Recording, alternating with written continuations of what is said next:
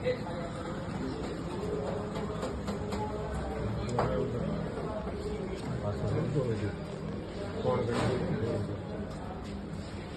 થઈ ગયા.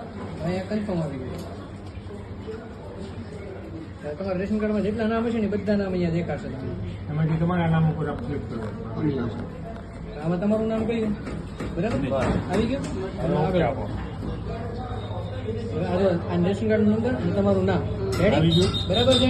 પણ ઓથેન્ટિક આપો એગ્રી બરાબર છે ને એટલે એગ્રી કરવાનું. આમુટો મૂકવાનો. લાલ લાઈટ થાય એટલે આમુટો મૂકવાનો.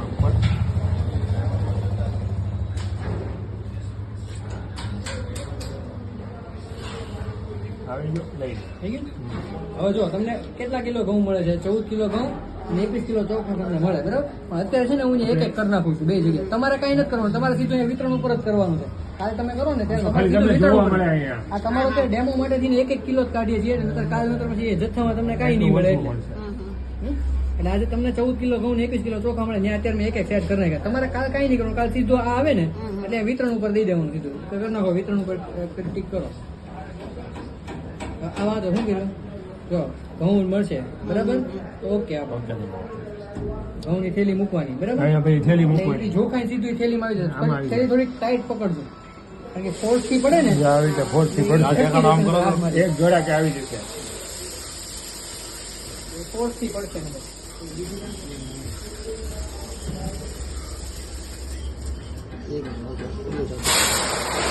આવી ગયો છે.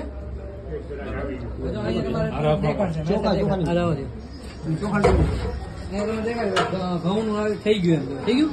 1 કિલો ઘઉંનું વિતરણ થઈ ગયું. થઈ ગયા છે. પછી અહીંયા પછી ઓકે આપો. ઓકે આપો. અહીંયા ઓકે આપો. ઘઉં નીકળ્યા પછી ઓકે આપવાનું. એટલે હવે તમને ચોખાનું પૂછશે બરાબર. ચોખા માટે ઓકે આપવાનું.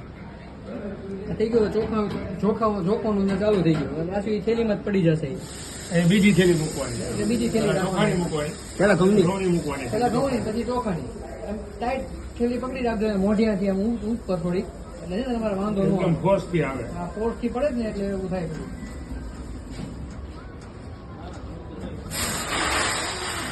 આવી ગયું.